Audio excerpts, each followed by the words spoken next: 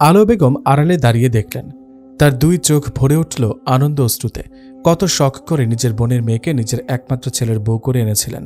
সবকিছু শেষ করে মেয়েটা কিভাবে চলে গেল। নিজের বোনের সাথেও যোগাযোগ নেই 4 বছরেরও বেশি সময় ধরে, আর একটা মেয়ে কয়েকদিনেই কেমন সবাইকে নিজের করে নিচ্ছে। আলো বেগম চোখ মুছে ফুয়াদের দরজায় কড়া নাড়লেন। ফুয়াদ রাগে স্বরে বলল, এবার কিন্তু খারাপ হয়ে যাবে বলে দিলাম। বাবা, আমি দরজাটা খোলো। ফুয়াদ কোনো মতে দরজা খুলে বলে, তুমি? আমি ভাবলাম ওই বিচ্ছু মেয়েটা। এসব কি ফুয়াদ? মেয়েটা কত ভালো, এরকম একটা বৌমাই তো চেয়েছিলাম। কিন্তু মুখের আড়ালে মুখোশ থাকে মা, সবাই এক না ফুয়াদ। হ্যাঁ মানছি, বিথিকে বউ করে আনা আমার জীবনের সবচেয়ে বড় ভুল, কিন্তু কে জানতো শস্যের ভেতর ভূত। সেটাই তো বললাম, মুখ আর মুখোশ। কবে না এই মেয়েও পালিয়ে যায়। কোথাও যাবে না, এই মেয়ে আমার সংসারটাকে গুছিয়ে নেবে, দেখে নিস। শোনো বাবা, বলছিলাম কি, মেয়েটাকে একটু সুযোগ দে তোর স্ত্রী হওয়ার। ওর জ্ঞান আর বুদ্ধিমত্তা আমাকে মুগ্ধ করে বারবার।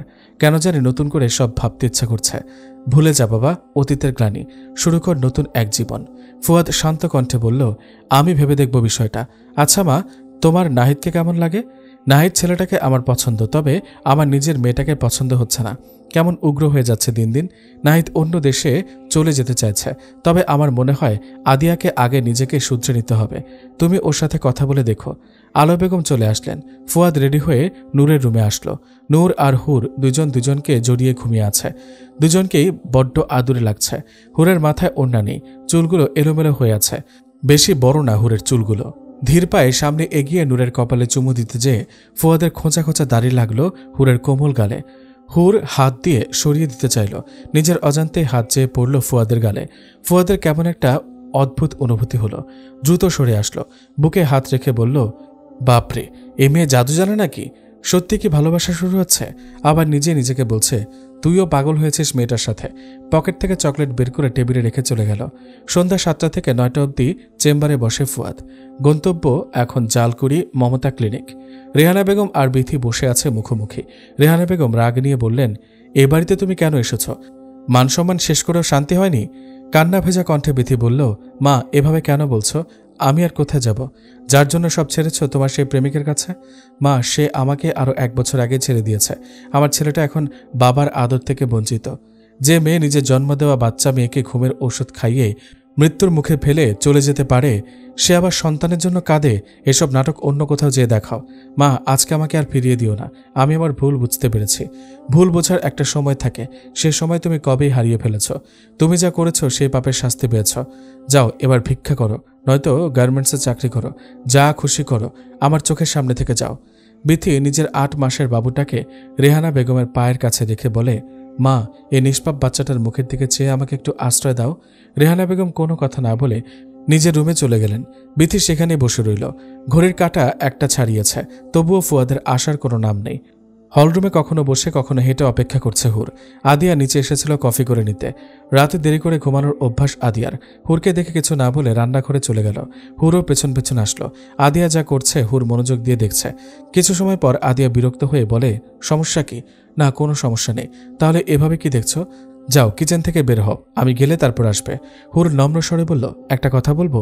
না, একটাই বলবো। তাড়াতাড়ি বলো, আর এখন এখান থেকে বিদায় হও। অপারেশন থিয়েটার থেকে বের হয়ে নিজের কেবিনে বসে নিকোটিনের ধোঁয়া ছেড়ে যাচ্ছে ফুয়াদ। বাড়ি ফেরার কোনো তাড়া নেই। আগে একটা সময় ছিল 10টার পর বাড়ির বাহিরে থাকতে পারত না। এখন কত রাত বাহিরে পার করে দেয়। না তার মায়ের শাসন মানে না, আর না কোনো পিছুটান আছে। এভাবে দিন পার করছে। মোবাইলের স্ক্রিনে তাকিয়ে দেখে একটা ছাড়িয়েছে। হাতে থাকা সিগারেটের শেষে টান দিয়ে বেরিয়ে পড়ল। তুমি কি বলবে নাকি আমার চেহারা দেখবে? আদিয়ার কথা শুনে হুর বলে, তুমি সবসময় এমন তেতো কথা কেন বলো? তোমার বাজে কথা শোনার মতো টাইম নেই আমার। সরো সামনে থেকে। তুমি একা একা খাবে, আমাকে একটু দিতে পারতে। যদি তোমার পেট খারাপ হয় তো? তোমার সমস্যা কি? আমাকে বিরক্ত কেন করছো? জানো মানুষের ব্যবহার হলো তার ব্যক্তিত্বের পরিচয়। তোমার থেকে আমাকে ব্যবহার শিখতে হবে না। আচ্ছা আমি তোমাকে একটা কথা বলি, শোনো। তুমি কি 5 ওয়াক্ত নামাজ পড়ো? জানি পড়ো না। জানো নামাজ কি? নামাজ হলো আমাদের সমস্ত খারাপ কাজ থেকে রক্ষাকারী। পবিত্র কোরআনে আল্লাহ তাআলা বলেছেন, নিশ্চয় নামাজ অশ্লীল ও অন্যায় কাজ থেকে বিরত রাখে। একদম ফটর ফটর করবে না। আমি কি করব না করব আমি বুঝে নেব, বলেই চলে গেল। আদিয়া চলে যেতে হুর ভাবতে লাগলো, মেয়েটা রাগী, তবে রাগী মানুষের মন নরম থাকে, কিন্তু সেটা নারকেলের মতো, বাইরে শক্ত ভেতরে নরম। সে পর্যন্ত যেতে হবে। দূর ভাল লাগে না। এই রাগী ডাক্তার এখন আসছে না কেন? আবার কোনো বাজে অভ্যাস নেই তো? ছি, আল্লাহ মাফ করুন, এসব কি ভাবছি? কারো ব্যাপারে ধারণা করা তো কবিরা গুনাহ। সোফায় পা গুটিয়ে বসে আছে। বসে থাকতে থাকতে কখন যে ঘুমিয়ে পড়েছে সে খেয়াল নেই। ফুয়াদের কাছে সবসময় বাসার চাবি থাকে। ফুয়াদ বাসায় ঢুকে দেখে লাইট অন করা। সোফায় তাকিয়ে দেখে হুর শুয়ে আছে, এক পা সোফায় আর এক পা নিচে। ফুয়াদ হুরের সামনে দাঁড়ালো, আস্তে করে হুরের পা তুলে দিল। হুরের দিকে তাকিয়ে বলে, তোমার আমাকে সামলানোর মতো বয়স হয়নি, আর সবচেয়ে বড় কথা হলো আমি আমার লাইফে দ্বিতীয়বার কাউকে সুযোগ দেব না। বলে উঠে যেতে নিলে হুর ফুয়াদের হাত ধরে বলে, আপনি বললেই হলো সুযোগ দেবেন না? সুযোগ ছাড়াই কি করে আপনার লাইফে জড়িয়ে গিয়েছি দেখেন। আর ভালো তো আপনি একদিন আমাকে বাসবেনই। বলেই আমার জড়িয়ে ধরে মোয়ানাকার দোয়া পড়ল। ফুয়াদ হুরকে ছাড়িয়ে বলে, তুমি বড্ড গায়ে পড়া স্বভাবের মেয়ে, একদম আমার থেকে দূরে থাকো। তো আমি আপনার গায়ে পড়ব না তো কার গায়ে পড়ব? দেখুন, একবার ওই দোয়া পড়ে তো কাজ হবে না, বারবার আপনাকে জড়িয়ে ধরব আর দোয়া পড়ব, তাহলে ভালোবাসা তাড়াতাড়ি বৃদ্ধি পাবে। দেখো মেয়ে, তুমি আমার জীবনের প্রথম নারী নাও। আমার জীবনে তোমার আগেও কেউ ছিল, আর আমার ওই বয়স নেই যে তোমার এসব বাচ্চামো দেখে তোমার প্রেমে পড়ে যাব। সে এসেছিল, আবার আমাকে একা করে চলেও গিয়েছে। সে চলে যাওয়ার পর নতুন করে আর কাউকে বিশ্বাস করতে পারেনি। সে বলেছিল ভালো থাকতে, আমি ভালো থাকাও শিখতে পারিনি। এই সে যে বলেছিল তোমাকে ছাড়া আমি নিজেকে কল্পনা করতে পারি না, আজ সে আমাকে ছাড়া বাস্তবে বিরাজ করছে। সময় কত দ্রুত বদলে যায়, শুধু সময়ের ক্ষতগুলো রয়ে যায়। আমি দ্বিতীয়বার আর কাউকে সে সুযোগ দেব না, বললেই হলো দেব না। আমি আপনার চেয়ে সে হতে চাই না। আমি আপনার আধার রাতের আলো হতে চাই। আপনার সাথে শুধু দুনিয়াতে নয়, মৃত্যুর পরেও আপনার সাথে থাকতে চাই। ফুয়াদ হুরের কথার উত্তর না দিয়ে সামনে অগ্রসর হতেই হুর বলল, আমি কিন্তু না খেয়ে আপনার জন্য অপেক্ষা করছি, আপনি কি আমাকে না খাইয়ে রাখবেন? ফুয়াদ সামনে এসে হুরের মুখোমুখি দাঁড়ালো। হুরের বাহুতে হাত রেখে বলে, কেন এসব করছো? এসব করে কোনো লাভ হবে না, তুমি খেলে খেয়ে নাও, না খেলে না খেয়ে থাকো, তাতে আমার কি? বলেই হুরের বাহু ছেড়ে দিয়ে চলে যাচ্ছে। হুর ডেকে বলে, আপনি ফ্রেশ হয়ে আসুন, আমি খাবার বেড়ে রাখছি। আমি কিন্তু রাতে না খেয়ে থাকতে পারি না। ফুয়াদ রুমে এসে ফ্রেশ হয়ে পায়চারি করছে। নাছর বান্দা মেয়েটা, কি করা যায়? 7-5 ভাবতে ভাবতে নিজে এসে দেখে হুর টেবিলের উপর মাথা রেখে শুয়ে আছে। ফুয়াদ হুরকে উদ্দেশ্য করে বলে, এই যে মিস 3 ফুট। হুর চোখ বন্ধ করে রেখেই বলে, মোটেই আমি 3 ফুট নই, আমি 5 ফিট 2 ইঞ্চি। এবার ভাষণ বন্ধ করে খাবার বেড়ে দিন। ফুয়াদ আর হুর খেতে বসল। ফুয়াদ খাবার মুখে দেবে এমন সময় হুর বলে, এই দাঁড়ান, খাবার আগে দোয়া পড়ে নিতে হয়। ফুয়াদ হুরের দিকে তাকালো। হুর বলল, পড়েন না তাই তো? ঠিক আছে, আমার সাথে সাথে পড়ুন। বিসমিল্লাহি ওয়া আলা বারকাতিল্লাহ। এবার ডান দিক থেকে খাওয়া শুরু করুন। ফুয়াদ খাচ্ছে আর চোখে হুরের দিকে তাকাচ্ছে। হুর বলল, আপনি চাইলে সরাসরি তাকাতে পারেন, আমি কিছু মনে করব না, বরং খুশি হব, কারণ ভালোবাসা তো আমাদের মধ্যে সৃষ্টি হচ্ছে, পবিত্র ভালোবাসা। খাবার শেষ করে ফুয়াদ উঠে যাবে, তখন হুর বলে, খাবারের পরে শাহাদাত আঙুল দিয়ে প্লেট চেটে খাওয়া সুন্নত। তিরমিজি শরীফে হাদিসে বর্ণিত আছে, এর দ্বারা ফেরেশতারা দোয়া করতে থাকে, আর আঙুলও চেটে খাবেন, এই যে ঠিক এভাবে। ফুয়াদ বলল, অনেক হয়েছে, আর না। আরে কিচ্ছু হয়নি, এই ছোট একটু সুন্নত পালন করলে কি হবে? প্লিজ করুন, প্লিজ প্লিজ প্লিজ। অবশেষে ফুয়াদ মানতে বাধ্য হলো। হুর খুশি হয়ে বলে, আর একটা কাজ করতে হবে, আমার সাথে সাথে এই খাবার শেষের দোয়াটাও পড়ে নিন। হুর ফুয়াদকে বলল, শুনুন, দোয়াগুলো মুখস্থ করে নিন ইউটিউব দেখে। আলহামদুলিল্লাহিল্লাযী আত'আমানা ওয়া সাকানা ওয়া জাআলানা মিনাল মুসলিমিন। নয়তো সবার সামনে আমার মুখে মুখে পড়তে কেমন লাগবে বলুন? ফুয়াদ চলে গেল। পেছন পেছন হুরু আসলো। তুমি আমার রুমে কেন? ঘড়ির দিকে তাকিয়ে দেখুন, 3:07 বাজে। এখন নূর আর আন্টি ঘুমোচ্ছে, তাদের ডিস্টার্ব করব? তার চেয়ে আপনার রুমেই ঘুমাই। আপনার বেড তো ইয়া বড়, আর আমার একটু জায়গা হলেই হয়ে যাবে। তুমি গেস্ট রুমে চলে যাও। আপনার মনে কি একটু দয়ামায়া নেই? এইটুকু একটা বাচ্চা মেয়েকে একা ঘুমোতে বলেন? যদি আমাকে জিনে ধরে তো? ফুয়াদ বেডে শুয়ে লাইট অফ করে দিল। হুর দাঁড়িয়েছিল। লাইট অফ হতেই বলে, যাহ, কারেন্ট চলে গেল। আপনি কোথায়? বলছে আর হাত দিয়ে খুঁজতে লাগলো। বেডে হাত দিয়ে দেখে সামনের সাইডে কেউ নেই। হুর ভীতকণ্ঠে বলল, কথা বলেন, কোথায় আপনি? আমার কিন্তু একটু একটু ভয় হচ্ছে, শুনছেন? ফুয়াদ চুপচাপ শুয়ে আছে। বিছানার আরেক পাশে হাত দিতেই হাত যেয়ে পড়ল ফুয়াদের বক্ষে। হুর বুঝতে পেরে বলে, এটা কি এত শক্ত কেন? বলে হাত একটু নাড়াচাড়া করতে লাগলো। ফুয়াদ হুরের হাত ধরতে হুড়মুড়ি খেয়ে ফুয়াদের বুকের ওপর পড়ল। হুরের নিঃশ্বাস আর ফুয়াদের নিঃশ্বাস মিলেমিশে একাকার। বদ্ধরুমে শুধু একে অপরের নিঃশ্বাসের শব্দ শুনতে পাচ্ছে। হুর আস্তে করে নিজের মাথাটা ফুয়াদের বুকে রেখে চুপটি করে রইল। ফুয়াদ হুরকে সরিয়ে দিতে চাইলে হুর শক্ত করে ফুয়াদকে ধরে বলে, আপনি দেখে কিছুই জানেন না, আপনি 2 মিনিট এভাবে থাকুন, দেখবেন আপনার অস্থিরতা কিছুটা কমে গেছে। Please please please. ফুয়াদ হুরকে সরিয়ে দিয়ে বলে, বেশি বার বেরো না। হুর বলে, ঝরে পড়ে যাব তাই তো? পড়ার আগে আপনার হৃদয়ে ভালোবাসা সৃষ্টি করে তবেই পড়ব। ফুয়াদ পাশবালিশটা মাঝখানে রেখে বলে, এই লাইন ক্রস করবে না। আমি করব না, এটা আমার বিশ্বাস আছে, তবে মনে হচ্ছে আপনি করবেন। একটা কথা বললে একদম চিলেকোঠায় রেখে আসবো। 4টা বাজতে চলল, তাড়াতাড়ি ঘুমাও। মুয়াজ্জিনের আজান কানে আসতেই হুরের ঘুম উবে গেল। তবে চোখ মেলে তাকাতে ইচ্ছে করছে না। পিটপিট করে চোখ খুলে তাকাতেই আধো আলোতে ফুয়াদের চেহারা দেখতে পেল। হুর উঠে ওয়াশরুমে চলে গেল। ফ্রেশ হয়ে উজু করে বের হয়ে জায়নামাজ খুঁজতে লাগলো। খুঁজে না পেয়ে ফুয়াদকে ডাকতে লাগলো, এই যে শুনছেন? কয়েকবার ডেকেও কোনো সাড়া না পেয়ে ফুয়াদের কাভার্ড খুঁজে একটা পাঞ্জাবি নিয়ে সেটা বিছিয়ে নামাজ পড়ল। নামাজ শেষ করে বেশ কিছু আমল করল। জগ থেকে নিজের চুল ভিজিয়ে ফুয়াদের সামনে যেয়ে চুল ছাড়তে লাগলো। বিরক্ত হয়ে ফুয়াদ উঠে বসে বলে, কার এত বড় সাহস? হুর খিলখিল করে হেসে বলে, এই সাহস আপনার একমাত্র বউয়ের। তোমাকে এত সাহস কে দিল? আল্লাহ তাআলার হুকুমে আপনি দিয়েছেন। আমার মা বলতো, স্বামী যদি মন্ত্রী মিনিস্টারও হয় সেসব বাইরের মানুষের জন্য, তার ঘরে তো সে সাধারণ একজন মানুষ। বাকি কথা পরে বলবো, এবার যান, অজু করে আসেন, নামাজের সময় চলে যাবে, তাড়াতাড়ি করুন। আমি ঘুমাবো, নামাজ না পড়ে কোনো ঘুম নেই। হুর হাত ধরে টেনে বলে, তাড়াতাড়ি অজু করে আসুন। ফুয়াদ উঠে চলে গেল ওয়াশরুমে। হুর মধুর কণ্ঠে সূরা ইয়াসিন তেলাওয়াত করছে। ফজর নামাজের পর সূরা ইয়াসিন তেলাওয়াতের ফজিলত আতা বিন আবি রাবাহ রাদিয়াল্লাহু তাআলা আনহু বর্ণনা করেন, আমি শুনেছি যে রাসূলুল্লাহ সাল্লাল্লাহু আলাইহি ওয়াসাল্লাম বলেছেন, যে ব্যক্তি দিনের বেলায় সূরা ইয়াসিন তেলাওয়াত করবে তার সব হাজত প্রয়োজন পূর্ণ করা হবে। ফাজাইল আমল 1/52। ফুয়াদ হুরকে ডিস্টার্ব না করে নামাজ আদায় করে নিল। নামাজ পড়ার সময় খেয়াল করল তার শখের পাঞ্জাবি দিয়ে হুর জায়নামাজ বানিয়েছে। কি ভেবে ঠোঁটের কোণে এক চিলতে হাসি ফুটে উঠল। সেখানে বসেই মনোযোগ দিয়ে হুরের তেলাওয়াত শুনল। তেলাওয়াত শেষ হতেই হুর ফুয়াদের একদম কাছাকাছি এসে মুখোমুখি বসে বলে, আপনি চাইলে আমাদের প্রতিটি সকাল এমন পবিত্র ভালোবাসাপূর্ণ হবে। ফুয়াদ হুরের দিকে অপলক দৃষ্টিতে তাকিয়ে আছে, যেন কত যুগ যুগ ধরে ফুয়াদের চোখ এমন একজনকে খুঁজতেছিল। আজ যেন তার দৃষ্টি তৃপ্তি পাচ্ছে। হুর আস্তে আস্তে করে ফুয়াদের কাঁধে মাথা রাখল। ফুয়াদও হুরের কাঁধে মাথা রাখল। কোনো কথা না বলে কিছু সময় এভাবেই পার করলো দুজনে। ফুয়াদের হঠাৎ মনে হলো সে আবেগে গা ভাসাচ্ছে, তাই হুরকে সরিয়ে দিয়ে বলে, তুমি আমার আশেপাশে আসবে না। ফুয়াদের কথা শুনে হুর চট করে ফুয়াদকে জড়িয়ে ধরে মুআনাকার দোয়া পড়ে ফুয়াদকে ছেড়ে দিল। দরজা দিয়ে বের হয়ে যাওয়ার আগে হুর বলে, এই যে রাগী ডাক্তার, তোমার হৃদয়ে আমার ভালোবাসার শেকড় তৈরি হয়ে গেছে, এখন চাইলেও আর পালাতে পারবে না। হুর চলে গেল। ফুয়াদ নিজের বুকের বাঁ পাশে হাত রাখল। আশ্চর্য হলো, এটা কি আগে এখানে হাত চাকলেই বিথির ধোকার কথা মনে পড়ত, কিন্তু আজ কেমন শান্ত হয়ে আছে? তাহলে কি ওই মেয়েটা যা বলছে তাই সত্যি? হুর চুপিসারে এসে ফুয়াদের সামনে কফি মগ বাড়িয়ে দিয়ে বলে, আমার কথা ভাবার জন্য অনেক সময় আছে, এবার ধরুন, এই আপনার মতো 1 কাপ কফি পান করুন। ফুয়াদ নিজের ভাবনা থেকে বের হয়ে বলে, আবার তুমি? আপনার জন্য আপনার মতো কফি। আমার মতো কফি মানে? আরে তেতো লোকের তেতো কফি। তবে আপনি চাইলে আমি 1 চুমুক খেয়ে দেব, তাহলে এটা মিষ্টি হয়ে যাবে। ফুয়াদ কফি মগটা হুরের হাত থেকে নিয়ে বলে, তুমি হলে ইচ্ছে পাকা, সে আপনি যা ইচ্ছা বলতেই পারেন, কারণ নিজের স্ত্রীকে ভালোবেসে কত কিছু তো ডাকা যায়। তুমি যাবে নাকি? এই তো চলে যাচ্ছি, আপনিও আসুন, নাস্তা বানাচ্ছি, বলেই চলে গেল। কফিটা মুখে দিয়ে দেখে এটার স্বাদ একটু ভিন্ন। মনে মনে বলছে, মেয়েটা সত্যি জাদুকর। কফি শেষ করে রেডি হয়ে নিচে আসলো। হুর তখন নূরকে খাইয়ে দিচ্ছে।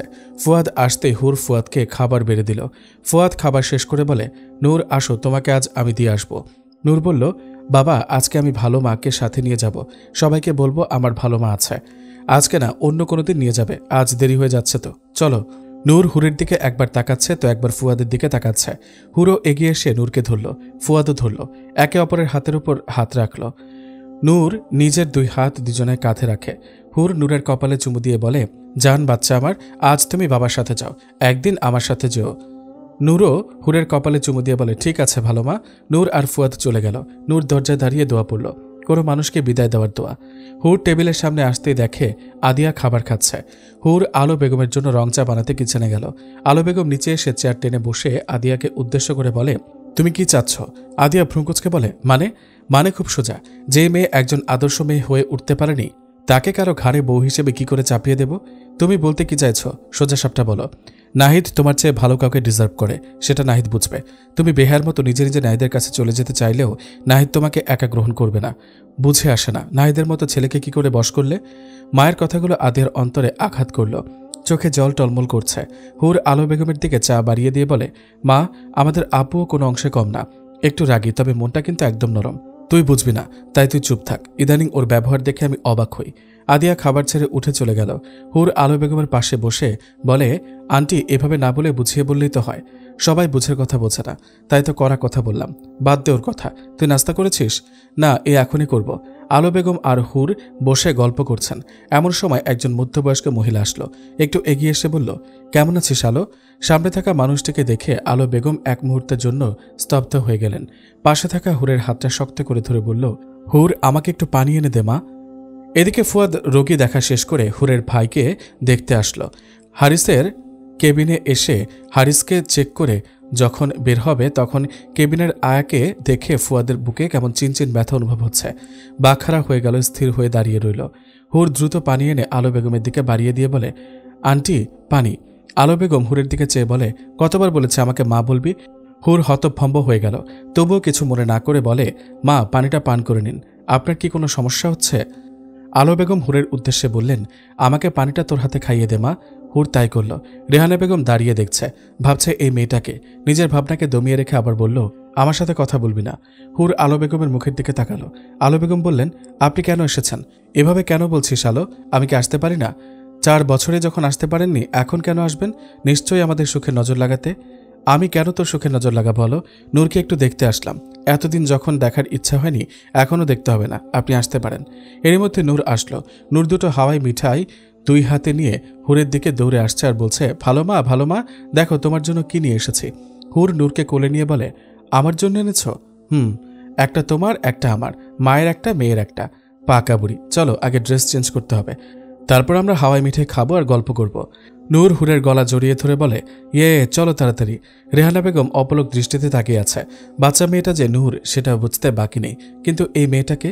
আলো বেগম বললেন, আমার পূর্ণ সংসারে আপনার দৃষ্টি আমার সহ্য হবে না, আপনি চলে যান। ওই মেয়েটা কি নূরের আয়া? মুখ সামলে কথা বলুন, মেয়েটা আমার একমাত্র ছেলের বউ। রেহানা বেগম হেসে বলে, বিয়ে করেছে আমার ছেলেটা, আমি খুব খুশি হলাম, এবার আসতে পারেন।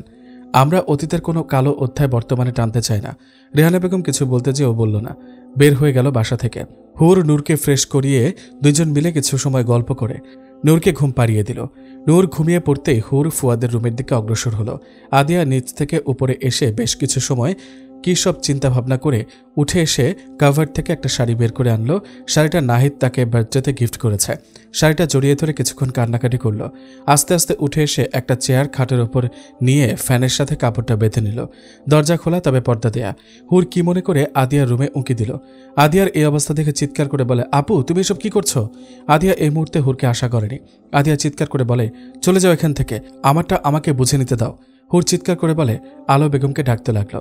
আদিয়া হুরের বুকে হাত রেখে বলে, প্লিজ আমাকে মরতে দাও, এটাতেই সবার ভালো হবে। আমি সত্যি খুব খারাপ, আমার বেঁচে থাকার কোনো অধিকার নেই। শান্ত হও আপু, ধৈর্য ধরো, সব ঠিক হয়ে যাবে। কিছু ঠিক হবে না। নাহিদ যখন জানবে আমি প্রেগনেন্ট, তখন ও আমাকে বিয়ে করবে না, আমাকে ঘৃণা করবে। আমার ভাই মা সবার মান সম্মান নষ্ট হবে। হুর বলল, এসব তুমি কি বলছো আপু? প্রেগনেন্ট মানে? হ্যাঁ প্রেগনেন্ট। আমার ছোট একটা ভুলে আজ আমার এই অবস্থা। আমি নোংরা মেয়ে, খুব বাজে মেয়ে, আমাকে যেতে দাও। এভাবে কেন বলছো? আত্মহত্যা কোনো সমস্যার সমাধান হতে পারে না। আত্মহত্যা মহাপাপ। তুমি ভুল করেছো, এর জন্য ক্ষমা চেয়ে আল্লাহ তাআলার দরবারে অনুতপ্ত হও। কিন্তু সুইসাইড করে কি পাবে বলো? মানুষ মরে গেলে সে বেঁচে যায় ঠিকই, কিন্তু তার পাপের ফল সবাইকে ভোগ করতে হয়। তুমি আমাকে বলো, তুমি প্রেগনেন্ট হলে কি করে? বন্ধুদের সাথে পার্টিতে গিয়েছিলাম, সেখানে নেশা অবস্থায় আমার ফ্রেন্ড নিশো সুযোগ নেয়। আমি সত্যি বলছি, আমার নিজের হুঁশে আমি এসব কখনো করতাম না। আমি নাহিদকে ভালোবাসি, কিন্তু এখন আমি কোন মুখে নাহিদের সামনে দাঁড়াবো? জানো, কোরআনে কঠোরভাবে নেশাকে নিষিদ্ধ ঘোষণা করা হয়েছে। এমনকি নেশাকে সকল খারাপ কাজের মূলও বলা হয়েছে। ভুল করে ফেলেছ, সেটার জন্য সমাধান খুঁজতে হবে। নিজের ভুলের কাছে মাথা নত করে সামনে এগিয়ে চলতে হবে। তুমি এক কাজ করো, অজু করে নামাজ পড়ো, তাহলে তোমার মন শান্ত হবে। আমি তোমার সাথে আছি, যা হবে দেখা যাবে। আলো বেগম দরজায় দাঁড়িয়ে সবটা শুনলেন। শাড়ির আঁচলে চোখ মুছে বললেন, একটা মেয়ে একটা সংসার যেমন ধ্বংস করে দিতে পারে, ঠিক তেমনভাবে একটা সংসারকে সুখের রাজ্য গড়ে তুলতে পারে। কথা বলতে বলতে হুরকে জড়িয়ে ধরল। আদিয়া মাথা নিচু করে দাঁড়িয়ে রইল। হুরকে ছেড়ে দিয়ে আলো বেগম আদিয়ার গালে সজোরে এক চড় বসিয়ে দেন। আরেকটা চড় দেবেন তার আগে হুর এসে বলে, আম্মা আপুকে ক্ষমা করে দিন। আলো বেগম কেঁদে বলে, ক্ষমা? কিসের ক্ষমা? আমাদের মান সম্মান সব জলাঞ্জলি দিয়ে ক্ষমা চেয়েছে? আমি কোন মুখে আমার ছেলের সামনে দাঁড়াবো? আন্টি, আপনার ছেলের সাথে আমি কথা বলবো। এদিকে ফুয়াদের সামনে দাঁড়িয়ে আছে বিথি। ফুয়াদ বাকরুদ্ধ। বিথির চেহারা দেখে বোঝার উপায় নেই এই মেয়েটাই একসময় এত দাপুটে ছিল। পুরো কেবিন জুড়ে পিনপতন নীরবতা। বিথি অবাক দৃষ্টিতে তাকিয়ে আছে ফুয়াদের দিকে। আগের চেয়ে ফুয়াদকে দেখতে সুদর্শন লাগছে। রয়্যাল ব্লু কালারের শার্ট, ব্লু জিন্স, হাতে কালো বেল্টের ঘড়ি। বিথির চোখ যেন আটকে গেছে। মানুষ হয়তো ঠিকই বলে, বিচ্ছেদের পরে এক্সট্রা দেখতে আরও সুদর্শন হয়ে যায়। ফুয়াদ বিথিকে উপেক্ষা করে হারিসকে বলল, কি শালাবাবু, এখন কি অবস্থা? শালাবাবু শব্দটা বিথির কানে কাঁটার মতো বিঁধল। হারিস মৃদু হেসে বলে, ডাক্তার সাহেব, আমি আপনার শালাবাবু হলাম কি করে? শালাবাবু, তুমি তো অসুস্থ, তাই জানো না। তোমার বোন হুরাইন সুলতানা আমার বিবাহিতা স্ত্রী। হারিস চোখ বড় বড় করে বলে, সত্যি? আরে শালাবাবু, চোখ তো বের হয়ে আসবে। এত অবাক হওয়ার কিছু নেই, সুস্থ হও তাড়াতাড়ি। তারপর দুই শালা দুলাভাই জমিয়ে আড্ডা দেব। ফুয়াদ চলে গেল। হারিস মনে মনে বলছে, আল্লাহ তাআলা তোর জন্য সত্যি ভালো কিছু রেখেছে হুর। তুই যেমন ভালো, তোর সাথে ভালোই হবে, আমি জানতাম। বিথি নিজের কাজ করে বাইরে বের হয়ে আসলো। নেমপ্লেট দেখে দেখে ফুয়াদের কেবিন খুঁজে বের করলো। ডক্টর রুবা গাল ফুলিয়ে বসে আছে, পাশে নাহিদ বসে আছে। ফুয়াদ বলল, আপনি একটু বেশি সুন্দরী, আপনার সাথে আমাকে মানায় না। রুবা বলল, একদম চুপ থাকেন, আমি বুঝবো আমাকে কার সাথে মানায় আর কার সাথে মানায় না। আপনি বিয়ে যখন করেছেন আমাকে করতেন। নাহিদ ঠোঁট চেপে হাসছে। ফুয়াদ নাহিদের পায়ে পাড়া দিয়ে বলে, ডক্টর রুবা, আপনি চাইলে কিন্তু নাহিদকে বিয়ে করতে পারেন, পিওর সিঙ্গল ছেলে। নাহিদ কেসে বলে, না না, আমার জলজ্জান্ত বউ আছে। রুবা বলে, আপনারা দুজনেই চুপ থাকুন, একটা কথা শুনে রাখুন, আপনি তৃতীয় বিয়ে করলে ওই তৃতীয় বউ আমি হব। আমার বউকে তো চেনেন না, আপনার তৃতীয় বউ হওয়ার শখ মিটিয়ে দেবে। রুবা মুখ ফুলিয়ে বলে, দেখে নেব আমি আপনাকে, বলেই চলে গেল। রুবা চলে যেতে নাহিদ হেসে বলে, আমি নিশ্চিত এ মেয়ের মাথায় গন্ডগোল আছে। ফুয়াদ সেসব কথায় পাত্তা না দিয়ে বলে, নাহিদ, বিথি। ফুয়াদ নাহিদকে উদ্দেশ্য করে বলল, বিথি? আর কিছু বলার আগে নাহিদ বলে, ওই অপয়া মেয়ের নাম আনবি না মুখে। ওই অভিশপ্ত কালো অতীতকে পা দিয়ে পিষে ফেল। পেছন থেকে বিথি বলে, চাইলে কি সব পিষে ফেলা যায়? ফুয়াদের কপালে রাগ স্পষ্ট দেখা যাচ্ছে। ফুয়াদ কড়া কণ্ঠে বলল, সামান্য একজন আয়া হয়ে অনুমতি ছাড়া আমাদের কেবিনে কোন সাহসে আসলেন? ফুয়াদ, আমাকে চিনতে পারোনি? আমি বিথি। এই মুহূর্তে এখান থেকে বের হয়ে যান। আপনি কে সেটা শোনার সময় আমার নেই। বিথি আর কিছু বলবে তার আগে ফুয়াদ বলে, একটা শব্দ আমি শুনতে চাই না। এখান থেকে না গেলে ধাক্কা দিয়ে বের করে দেব। বিথি বের হয়ে আসলো কেবিন থেকে। নিজের চোখের পানি মুছে বলে, এ আমি কোন ফুয়াদকে দেখছি? যে ফুয়াদ ছিল নম্র আর বিনয়ী, সে আজ আমাকে অপমান করল। নাহিদ ফুয়াদকে জড়িয়ে ধরে বলে, তুই একটা সঠিক কাজ করেছিস। তবে এই মেয়ে এখানে কি করে? ও নাকি এখানে নতুন বুয়া। আমি কি কথা বলে ওর চাকরি বাতিল করাবো? না, সেটা করলে সবার মনে প্রশ্ন জাগবে, আমাদের সাথে সাধারণ একজন আয়ার কি শত্রুতা? ওকে ওর মতো থাকতে দে। কিন্তু ওর চেহারা প্রতিদিন দেখবি কিভাবে? সহ্য করতে পারবি তো? আমরা যা পিছু ফেলে আসি শত চেষ্টা করেও সেই জিনিসকে আর খুঁজে পাই না, হারিয়ে যায়। আর যদিও কখনো খুঁজে পেয়েও যাই, তবে সেটা আর আগের মতো থাকে না, নষ্ট হয়ে যায়। আর জেনে বুঝে সেই জিনিসকে আপন করা মানে পচা শামুকে পা কাটা। আর আমি তো এতটাও বোকা নই। ওকে আবার সুযোগ দেব আমার জীবনে। এখন কোনো দুঃখ নেই, অশান্তি নেই, ভালো আছি আমি। নাহিদ আর ফুয়াদ দুজনেই বেরিয়ে আসলো হসপিটাল থেকে। নাহিদ বলল, চল আজ রিক্সা নিয়ে বাসায় যাই। এই দুপুরে রিক্সা? তপ্ত রোদে রিক্সায় ঘুরে মনের দহন ঝলসে দেব। ফুয়াদ হেসে বলে, আমার মনে কোনো কারণে দহন নেই, জানি না কেন, তবে এটা সত্যি। বিথিকে দেখার পর রাগ লেগেছে, কিন্তু আর কোনো অনুভূতি আসেনি। সব আমার নতুন ভাবির জাদু। ফুয়াদ হেসে বলে, তাও ভুল বলিসনি, একটা তারছিঁড়া মেয়ে পেয়েছি। ওর কাণ্ড দেখলে আমার প্রচুর হাসি পায়। আমার হাঁটুর বয়সী মেয়ে, সে বলে আমার উপর সব রকম অধিকার তার আছে। আমি চাইলেও আছে, না চাইলেও আছে। রিক্সা থেকে নেমে বাসায় ঢুকবে তার আগেই দেখা হলো বিথির সাথে। ফুয়াদের বাসার মেইন গেটের বাহিরে বাচ্চা কোলে নিয়ে বসে আছে। ফুয়াদ পকেট থেকে 1000 টাকার নোট বের করে বিথির দিকে ছুড়ে দিয়ে বলে, ভিক্ষা করার জন্য আর কোনো জায়গা পেলেন না? বিথি ফুয়াদের পা জড়িয়ে ধরে বলে, প্লিজ ফুয়াদ, আমাকে ক্ষমা করে দাও, আমার ভুল হয়েছে, আমি তোমার কাছে আরেকটা সুযোগ চাই। ফুয়াদ উত্তর না দিয়ে নিজের পা ছাড়িয়ে নিয়ে চলে আসলো। আসার সময় দারোয়ানকে বলে আসলো যাতে বিথিকে ঢুকতে না দেওয়া হয়। ফুয়াদ এসে নিজের রুমে চলে গেল। শার্টের বাটন খুলে বিছানায় গা এলিয়ে দিয়ে চোখ বন্ধ করে রাখল। হুর রুমেই ছিল, সেও ফুয়াদের পাশে বসে নিজের ওড়নার আঁচল দিয়ে ফুয়াদের ঘামগুলো মুছে দিতে লাগলো। ফুয়াদ চোখ বন্ধ করে রেখে হুরের হাত ধরে বলে, তোমার সাহস তো কম না, তুমি আমার রুম পর্যন্ত চলে এসেছো। কথাটা বলে চোখ খুলে দেখে হুরের চোখে পানি টলমল করছে, যে কোনো সময় বৃষ্টি নামবে। ফুয়াদ বলল, তুমি কেন? আপনার কাছে অন্য কারো আসার কথা ছিল নাকি? আমি ছাড়া আপনার আর কেউ থাকতে পারে না। বলুন, আপনি কাকে ভেবেছিলেন? ফুয়াদ হেসে বলে, শেওড়া গাছের পেত্নী ভেবেছিলাম। এখন দেখি আমার সামনে হুড়পড়ি বসে আছে, যার চোখ থেকে হুটহাট বৃষ্টি বর্ষণ হয়। একদম কথা ঘোরাবেন না। বলেন, আপনার মনে কে ছিল? যে ছিল সে মরে গেছে, আর যে থাকবে সে একটু একটু করে নিজের জায়গা পোক্ত করছে। আপনি কি জানেন না আপনার জন্য আমি ছাড়া অন্য সব মহিলা হারাম, প্রয়োজন ছাড়া তাদের সাথে কথা বলাও গুনাহ, আর তাকালে তো চোখের জিনা হবে। এসব কি বলছো? আমি কখন অন্য মেয়েদের দিকে তাকালাম? না তাকালে তো ভালো, আর তাকাবেনও না। আপনার তাকাতে ইচ্ছে করলে আমাকে দেখবেন, যেরকমভাবে দেখতে চান ওইরকমভাবেই দেখবেন, কিন্তু ওই দৃষ্টি শুধু আমার জন্য, অন্য কারো জন্য না। ফুয়াদ হুরের চোখের পানি মুছে দিয়ে বলে, সব বুঝলাম, কিন্তু তোমার চোখ দিয়ে এই পানিগুলো বের হলো কিভাবে? এগুলো ফেক নাকি রিয়েল? হুর ফুয়াদকে জড়িয়ে ধরে কেঁদে কেঁদে বলে, দেখুন, ছোটবেলা থেকে আমি বাবা মায়ের বাজের সম্পর্ক দেখেছি, আমার মায়ের চোখের পানি দেখেছি, আমার আপুকে ভালোবেসে বিয়ে করার পরেও অত্যাচারিত নিপীড়িত হতে দেখেছি, অনেক ঝড় ঝাপটা পার করে আপনার মতো একজনকে পেয়েছি। আপনি আমাকে ঠকালে আমার জীবনে শান্তি বলতে আর কিছুই থাকবে না। একটা মেয়ে শ্বশুরবাড়ির সবার আবদার পূরণ করে, সবার মন জুগিয়ে চলে শুধুমাত্র তার হাজব্যান্ডের জন্য। সেই মানুষটাই যদি দিন শেষে তাকে মূল্য না দেয়, তাহলে সবকিছু খেয়ে হারিয়ে ফেলে। আপনার বাড়িতে সবাই আপনার আপনজন, কিন্তু এই বাড়িতে আপনি শুধুমাত্র আমার আপনজন। আপনি ব্যথা পেলে যতজন কষ্ট পাবে, তার এক ভাগও আমি ব্যথা পেলে পাবে না। তারপরেও শুধু স্বামী নামক একটা মানুষের জন্য আমরা সবাইকে নিজের করে নিই।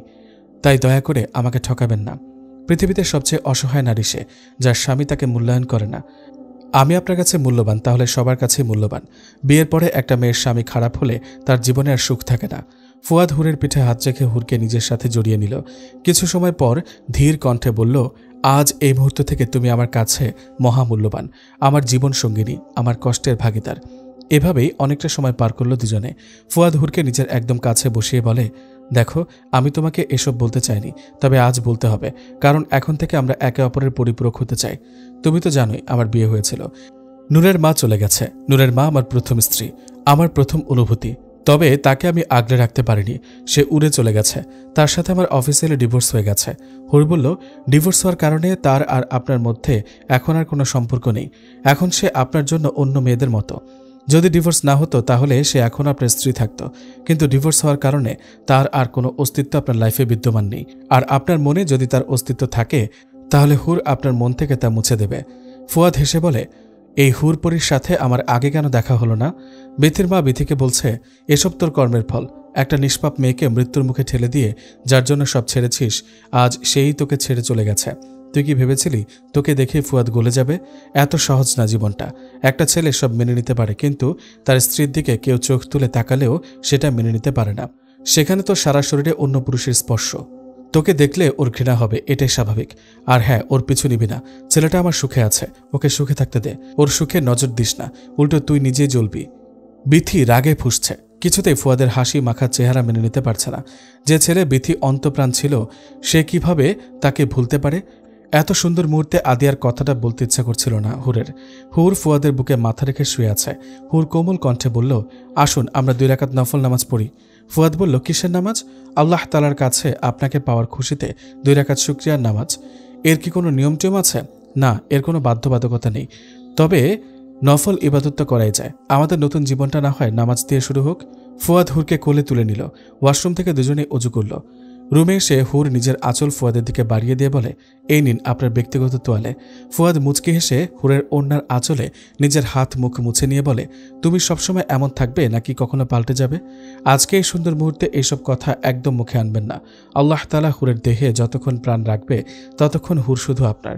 আমার কথায় বিশ্বাস রাখুন আর আল্লাহ তাআলার উপরে ভরসা রাখুন।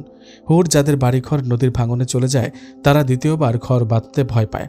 তাদের মনে হয় আমার শখের ঘর আবার না চলে যায় নদীর তলদেশে। আমিও এক ঘর ভাঙা মানুষ, তাই ভয় হয় নতুন করে ঘর বাঁধতে। ইনশাআল্লাহ আমি আপনার ভয় দূর করে দেব, শুধু আপনি আমার পাশে থাকুন। একটু ভালোবাসা শাসন দিয়ে আমাকে আগলে রাখুন। ফুয়াদ নিজের বক্ষে হুরকে আবার আগলে নিয়ে বলে, আমার সবটা দিয়ে তোমাকে আগলে রাখবো, তুমি শুধু শেষ অবধি থেকে যাও। হুরো 2 হাতে ফুয়াদকে জড়িয়ে ধরে বলে, একজন স্ত্রীর জন্য সবচেয়ে নিরাপদ স্থান তার স্বামীর বক্ষ। সেখানে যখন ঠাঁই দিয়েছেন, কখনো আপনাকে আশাহত করব না। তোমার সাথে আমার আগে কেন দেখা হলো না হুর? আল্লাহ যা করেন ভালোর জন্যই করেন। তখন হয়তো আপনি আমাকে বিয়ে করতেন না। এখন বাদ দিন এসব কথা, আপনি পাঞ্জাবি পড়ুন, আমি জায়নামাজ নিয়ে আসছি। হুর চলে যেতে ফুয়াদ নিজেই নিজেকে বলে, তোকে এটা করতেই হবে, দ্বিতীয়বার ভুল করা যাবে না। বিতি নামক কালো অধ্যায়ের কোনো জায়গা নেই তোর জীবনে। এখন এ জীবনে শুধু হুর হবে তোর আধার রাতের আলো। হুর জায়নামাজ নিয়ে আসার সময় খেয়াল করলো নূরকে গেগুছে বলছে। মেয়েটার কোলে আরও একটা বাবু। নূর দ্রুত নিচে চলে আসলো। হুরকে দেখে নূর কেঁদে দিয়ে বলে, ভালো মা, আমাকে এই বাজে মায়ের হাত থেকে বাঁচাও। হুর বলল, প্লিজ আমার মেয়েটাকে ছেড়ে দিন। আপনার কিছু বলার থাকলে আমাকে বলুন। তুই কে? তোকে কেন বলবো? আমার মেয়েকে নিজের মেয়ে বলে আর আমার স্বামীকে নিজের স্বামী করে নিয়েছিস? বেহায়া মেয়ে। আপনি যা খুশি বলুন, আগে আমার মেয়েটাকে ছাড়ুন। হুর নূরের হাত ছাড়িয়ে নিতেই নূর হুরকে জড়িয়ে ধরে বলে, ভালো মা, আমি তোমাকে ছেড়ে কোথাও যাব না। হুর নূরের মাথায় হাত বুলিয়ে বলে, আমার জান বাচ্চাটা, আমাকে ছেড়ে কেন যাবে? তুমি তো আমার সাহসী মেয়ে। যাও তো মা, নিজের রুমে যাও, আর তোমার ফুপিকে বলো নিচে আসতে। নূর দৌড়ে চলে গেল। বিথি হুরের সামনে এসে বলে, তোকে তো আমি পরে দেখে নেব, আগে আমার মেয়েটাকে হাতে আনি, বলেই সামনে পা বাড়ায়। হুর বিথির পথ আটকে দাঁড়িয়ে বলে, আমার পরিবার, আমার সংসার, আমার মেয়ে, সেখানে অন্য কারো ছায়াও আমি সহ্য করব না। বিথি রাগ দেখিয়ে বলে, আমার রাস্তা থেকে সরে দাঁড়া। আপনার রাস্তা আপনার উল্টো দিকে, সামনের দিকে রাস্তাটা আমার। আর ডিভোর্সের পর সে আপনার হাজব্যান্ড নেই। আর রইল নূর, যাকে মৃত্যুর মুখে ঠেলে দিয়ে চলে গিয়েছিলেন, তার অধিকার আপনার নেই। আপনি আসতে পারেন। বিথি রাগে হুরের গালে চড় দেবে, ঠিক সেই মুহূর্তে আদিয়া বিথির হাত ধরে বলে, সাহস কম দেখা বিথি, এটা তোর বাড়ি না। আমাদের বাড়িতে দাঁড়িয়ে আমাদের বাড়ির বউদের গায়ে হাত দেওয়া এত সহজ নয়। ফুয়াদ ভাবছে মেয়েটা কোথায় গেল। জায়নামাজ আনতে 10 মিনিট হয়ে যাচ্ছে, এখন আসছে না কেন? রুম থেকে বের হয়ে নূরের রুমে আসলো। নূর জানলা ধরে দাঁড়িয়ে দাঁড়িয়ে কাঁদছে। ফুয়াদ বলল, নূর। নূর ফিরে তাকালো। নূরের চোখে জল দেখে দ্রুত নূরকে কোলে তুলে বুকের সাথে আগলে নিয়ে বলে, তুমি ঠিক আছো তো? কি হয়েছে মা? বাবাই বাজেমা বলেছে আমাকে নিয়ে যাবে। কথাটা বলে নূর ফুপিয়ে উঠল। ফুয়াদ নূরের কপালে চুমু দিয়ে বলে, কেউ তোমাকে নিতে পারবে না। তোমার বাবাই আছে তো, নিয়ে যাবে ওই বাজেমা। ভালো মাকে বকে দিচ্ছে। কোথায় তোমার ভালো মা? নিচে। তুমি রুমেই থাকো, আর হ্যাঁ, একদম কাঁদবে না। তোমার বাবাই থাকতে তোমার চোখে যেন একটু পানি না আসে। নূরের কপালে চুমু দিয়ে নূরকে রেখে দ্রুত নিচে আসলো। বিথি ফুয়াদকে দেখেই ন্যাকা কান্না জুড়ে দিল। বিলাপ করে বলতে লাগলো, আমি মানছি আমি ভুল করেছি, তাই বলে কি নিজের মেয়েকে দেখতেও পারবো না? আমি কি এখানে থাকতে এসেছি? চলেই তো যাব। শুধু একবার দেখতে দাও আমার মেয়েটাকে। শতহোক মেয়েটাকে তো 10 মাস আমি গর্ভে ধারণ করেছি। হুর আর আদিয়া পুরোই বোকা বনে গেল। আদিয়া বলে, আবার কি নাটক শুরু করলে? তোমার কোনো নাটকই কাজ হবে না। এভাবে কেন বলছো? আমি আমার ভুল বুঝতে পেরেছি। আমার ভুলে আজ আমার দুধের শিশুটা পিতৃহারা। সব আমার কর্মের ফল। ফুয়াদ এসে বলে, আপনার এসব সংলাপ সিনেমার ডাইরেক্টরকে শোনালে কোনো রোল পেয়ে যাবেন। এখানে কাজের কাজ কিছুই হবে না। বিথি হুট করে ফুয়াদের এক হাত জড়িয়ে ধরে। হুর সাথে সাথে বিথিকে সরিয়ে দিয়ে বলে, যা বলার আমার স্বামীর থেকে 10 হাত দূরে দাঁড়িয়ে বলুন, একদম ওকে টাচ করবেন না। বিথি রাগে ফুসতে ফুসতে বলে, ওর সারা শরীরে আমার স্পর্শ লেগে আছে, সেগুলো কি করে মুছবে? হুর বলে, লেগেছিল কিন্তু এখন নেই। এখন তার শরীরের প্রতিটি স্থানে আমার স্পর্শ, তার হৃদয়ে আমার ভালোবাসা। সেই ভালোবাসা তোমার স্পর্শ মুছে দিয়েছে। ফুয়াদ হুরের মাথাটা নিজের বুকে চেপে রেখে বলে, আমার বিবিজান, প্লিজ শান্ত হন। এসব পচা শামুকে পা কাটতে নামবেন না। আমি আপনার মানে শুধুই আপনার। বিথি অবাক দৃষ্টিতে তাকিয়ে আছে ফুয়াদের দিকে। আজ হুরের পরিবর্তে তার থাকার কথা ছিল। একটা ভুল সব শেষ করে দিয়েছে। হুর ফুয়াদের হাত ধরে বলে, আপনার আদেশ আমার মাথার উপরে।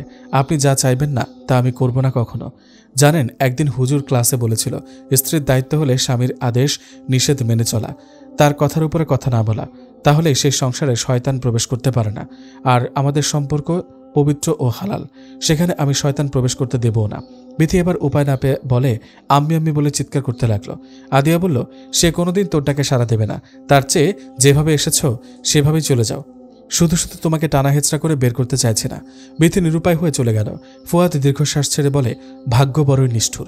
হুর বলে, নিজের কর্মের ফলকে ভাগ্যের ঘাড়ে চাপিয়ে দিলে কি হবে? কথায় তো আছেই, যেমন কর্ম তেমন ফল। ঘরে স্বামী সন্তান থাকতেও দিনের পর দিন অন্য ছেলের সাথে সম্পর্ক রেখে যে অন্যায় সে করেছে, তার শাস্তি তাকে ভোগ করতেই হবে। নিজের জন্ম দেওয়া মেয়েকে ঘুমের ঔষধ খেয়ে যে মা তার সন্তানকে মৃত্যুর মুখে ঠেলে দিয়ে আরেকজনের হাত ধরে চলে যেতে পারে, সে তো কখনোই মা হতে পারে না। ফুয়াদ নীরবে চলে গেল উপরে। শতহোক প্রথম অনুভূতি তো বিথি ছিল। হুরও পিছু পিছু গেল। পেছন থেকে ফুয়াদকে জড়িয়ে ধরে কেঁদে দিল। হুর ফুয়াদকে জড়িয়ে ধরে কেঁদে যাচ্ছে। ফুয়াদ হুরকে নিজের দিকে ঘুরিয়ে নিয়ে আলতো হাতে হুরের চোখের পানি মুছে দিয়ে বলে, কাঁদছেন কেন হুরপুরি? স্বামী যদি অন্য মহিলার চিন্তায় মন খারাপ করে, তাহলে তো হুরপুরি কাঁদবে। ফুয়াদ হুরের গাল টেনে বলে, আপনার স্বামী তার হুরপুরি ছাড়া আর কারো কোনো মেয়ের কথা ভাবতে পারবে না, তাই তো? হুর মাথা নাড়িয়ে সম্মতি জানালো। আহা, তাহলে আপনি কে? আমার জীবন থেকে তো মেয়েদের ভাবনা বাদ দিতে হবে। হুর আর একটু শক্ত করে ফুয়াদকে জড়িয়ে ধরে বলে, আরে আমি নূর, বোন আর মা ছাড়া সব মেয়ের ভাবনা বাদ। ফুয়াদ হুরকে জড়িয়ে নিয়ে বলে, ওকে বেবিজান, এবার চলুন, আমার মেয়েটা তো একা আছে। হুর ফুয়াদকে ছেড়ে দিল। নিজের হাতে চোখের জলটুকু মুছে নেবে তার আগেই ফুয়াদ নিজের হাত হুরের চোখের জল মুছে দিয়ে বলে, আপনার চোখের জল মুছে দেওয়ার অধিকার শুধু আমার। নূর বসে আছে উদাস হয়ে। হুর আর ফুয়াদ দুজনে নূরের পাশে বসে নূরকে আগলে নিয়ে বলে, আমার জান বাচ্চাটা মুখ ফুলিয়ে রেখেছে কেন? সে কি জানে না তার ভালো মা তার মুখ ফুলানো দেখলে কষ্ট পাবে? নূর হুরকে জড়িয়ে ধরে বলে, ভালো মা, আমি তোমাদের ছেড়ে যাব না। আমার বাচ্চাটাকে আমি কোথাও যেতে দেব না। তুমি তোমার বাবাই আর ভালো মায়ের সাথেই থাকবে। নূর দুজনের গলা জড়িয়ে একে একে দুজনের গালে চুমু দিল। হুর নূরকে কোলে তুলে নিয়ে ফুয়াদের উদ্দেশ্যে বলল, আপনি রুমে যান, আমি নূরকে খাইয়ে ঘুম পাড়িয়ে আসছি। ফুয়াদ নিজের রুমে যাওয়ার সময় হঠাৎ তার চোখ আটকে গেল। নিজের চোখকে বিশ্বাস হচ্ছে না। আদিয়া নামাজ পড়ছে। আদিয়া নামাজ শেষ করে মোনাজাত ধরল। বেশ সময় নিয়ে আল্লাহ তাআলার দরবারে কান্নাকাটি করল। নিজের ভুলের জন্য ক্ষমা চাইল। জায়নামাজ ভাঁজ করে রেখে নিজের চোখের অশ্রুগুলো মুছে নিল। ফুয়াদ দরজায় কড়া নেড়ে বলে, আসতে পারি? আসো। ফুয়াদ ভেতরে আসলো। আদিয়ার পাশে বসলো। কিছুক্ষণ চুপ থেকে বলল, আমি সত্যি অবাক হয়েছি, তুই নামাজ পড়ছিস। তোর এই পরিবর্তনটা আমার হৃদয় ছুঁয়ে গেছে। ভাইয়া, জীবন বড়ই অদ্ভুত জানো তো। আমার জীবনের অর্ধেক সময় ভুল কাজেই ব্যয় করা হয়েছে। দেখো, হুর মেয়েটা কি জ্ঞানী। একটা মেয়ে এইটুকু বয়সে কত বুঝতার। ও আমাকে বলল, নামাজ মানুষকে সমস্ত খারাপ কাজ থেকে বিরত রাখে। আপনি নামাজ পড়া শুরু করে দিন। আমি বলেছিলাম, আমার এত এত অন্যায় আল্লাহ তাআলা ক্ষমা করবেন। ও বলল, আল্লাহ তাআলা দয়াশীল। যদি কেউ নিজের ভুল বুঝতে পেরে অনুতপ্ত হয়ে আল্লাহর দরবারে ক্ষমা চায় তাহলে তিনি ক্ষমা করে দেন। আমরা ডিপ্রেশনে থাকলে ডিপ্রেশন কাটানোর জন্য গান শুনি, সিনেমা দেখি, কিন্তু হুর বলল, তুমি নামাজ পড়ো, জিকির করো, একাকিত্বে আল্লাহ তাআলাকে স্মরণ করো, দেখবে তোমার অন্তর প্রশান্তিতে ছেয়ে গেছে। তার কথা মতো কাজ করে দেখলাম। এখন মনে হচ্ছে আমার সাথে যাই হোক ভালোই হবে, কিন্তু এ ভুলের মাসুল আমি কি দিয়ে দেব? আল্লাহ তাআলা আমাকে ধৈর্য ধরার তৌফিক দান করুন, আমিন। ফুয়াদ অবাক দৃষ্টিতে তাকিয়ে রইল আদিয়ার দিকে। গভীর চিন্তায় মগ্ন। মনে হচ্ছে তার চঞ্চল বোনটার মনে কোনো তুফান চলছে। সরাসরি জিজ্ঞেসও করতে পারছে না, দ্বিধা কাজ করছে।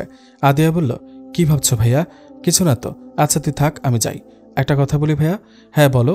একটা কেন, যত খুশি বলো। তুমি মেয়েটাকে মেনে নাও। সবার জীবনে দ্বিতীয়বার বসন্ত আসে না। তোমার জীবনে দ্বিতীয়বার বসন্ত এসেছে। কালবৈশাখী ঝড়ের আগেই বসন্তকে আপন করে নাও। হারাতে দিলে এই শহরে কেই বা রাখে খোঁজ? নিখোঁজ সংবাদ বিলীন হচ্ছে অন্ধকারের রোজ। ফুয়াদ মুচকে এসে বলে, এ বসন্তকে আর যেতে দিচ্ছে না। হাজার কালবৈশাখী ঝড়ের পরেও আমার এই ব্যক্তিগত বসন্তকে আগলে রাখবো। তোমার জন্য শুভকামনা রইল ভাইয়া। নতুন জীবন সুখের হোক।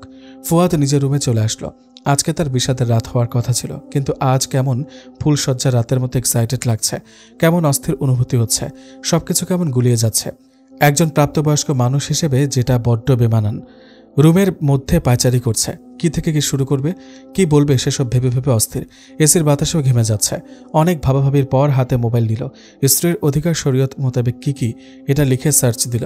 তারপর হুট করে সেদিনের হুরের গাওয়া গজলের কথা মনে পড়ল। সার্চ দিল সঙ্গিনী গজল লিখে, পেয়েও গেল। ঘণ্টাখানেক সময় নিয়ে সেটা শিখল। তারপর মুআনাকার দোয়াটাও পড়ে নিল। তখন সেটা বারবার পড়ছে। অর্থ, আল্লাহ পাক আমাদের মধ্যে আল্লাহর ওয়াস্তে পরস্পর মহাব্বত ও ভালোবাসা বৃদ্ধি করে দিন।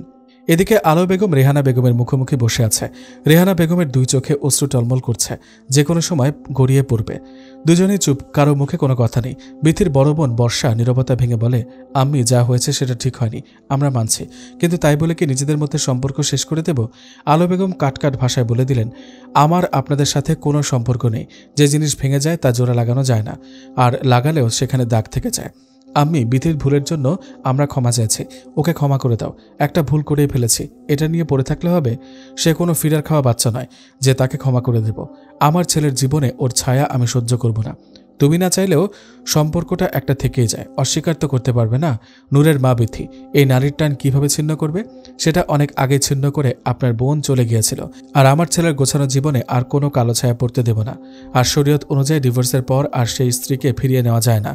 ওইভাবে নাও, তোমাদের বাসার এক কোনায় পড়ে থাকবে, শুধু ওর মাথা গোজার ঠাঁই দাও। আমার বাড়ি কোনো ধর্মশালা বা আশ্রয় কেন্দ্র নয় যে যাকে তাকে থাকতে দেব। বর্ষা বুঝে গেছে কোনো লাভ হবে না, তাই কথা না বাড়িয়ে ডিরেক্ট বলে, আমরা নূরের জন্য কেস ফাইল করব। হয়তো তোমরা বিথিকে তোমাদের বাসায় থাকার অনুমতি দেবে, নয়তো নূরকে বিথির হাতে তুলে দেবে। আপনাদের মানসিকতা যে কতটা নোংরা সেটা আমি জানি। আপনাদের যা ইচ্ছে করতে পারেন, দেখি আইনের দৌড়ে কে কতদূর যেতে পারে। আলো বেগম উঠে আসার আগে একবার রেহানার দিকে তাকিয়ে বলে, শুনেছি মেয়েরা মায়ের মতো হয়। তোর মনে যে এত নোংরামে ছিল বুঝতেই পারিনি। এখন মনে হচ্ছে দুধকলা দিয়ে কালসাপ পুষেছিলাম। আলো বেগম চলে যেতে রেহানা বেগম কেঁদে দিয়ে বর্ষাকে বলে, এই ঘোর পাপ তোরা করিস না। যে যেমন কর্ম করে তেমন ফল পাবেই। অন্যায়ের সঙ্গ দেওয়া আরো বড় অন্যায়। তোমার নীতিবাক্য তোমার কাছে রাখো। এখন ডিভোর্স নিয়ে নাড়া দিলে কম করে হলেও কাবিনে 10 লক্ষ টাকা তো পাবো। আমাদের না হয় 2 লাখে গেল। লোভ সবসময় মানুষকে ধ্বংস করে, কথায় তো আছেই, লোভে পাপ, পাপে মৃত্যু। তুমি মাঝখানে আসবে না বলে দিলাম। মা হয়ে কই মেয়ের সাথে থাকবে তা না করে বোনের পক্ষ করো। কেমন মা তুমি? নিজের মেয়ের দুর্দশা চোখে পড়ে না? তোমার চোখ নাকি চুলো? যা করার বোনটার জন্য আমাকেই করতে হবে। সফল তো হতে পারবি না, তোর বোন অন্যায় করেছে আর সেই অন্যায়ের শাস্তি তাকে পেতেই হবে। তোমার কথা শুনে ইচ্ছা করছে তোমার চুলের গোছা ধরে যদি 2-4টা থাপ্পড় দিতে পারতাম তো শান্তি পেতাম। রেহানা বেগম আশ্চর্য দৃষ্টিতে নিজের মেয়ের দিকে তাকিয়ে রইলেন। চোখ থেকে অশ্রুকণা গড়িয়ে পড়ছে। এই মেয়েদের সে জন্ম দেওয়ার জন্য এত যন্ত্রণা সহ্য করেছে। বিথি ঘরে ঢুকে বলে, এদেরকে কিছু বলে লাভ নেই, 2 বোনই এক, যা করার আমাদের করতে হবে। তুই সুজনকে ধরতে বনু, ছেলেটাও আমার ক্লান্ত হয়ে গেছে। ওই বাসায় কেউ তোকে কিছু বলেছে? রীতিমতো অপমান করেছে। আর ওই ফুয়াদ, যাকে ভেজা বেড়াল ভাবতাম, সে তো আসলে শিয়ানা পাবলিক। আমার সামনে ওই মেয়েটাকে জড়িয়ে ধরল, আর কি ন্যাকা ন্যাকা কথা। হুর নূরকে ঘুম পাড়িয়ে রুম থেকে বের হলো। আলো বেগম তখন মনমরা হয়ে নিজের রুমে ঢুকবেন। হুর দ্রুত নিচে যেয়ে 1 গ্লাস লেবুর শরবত করে নিয়ে আসলো।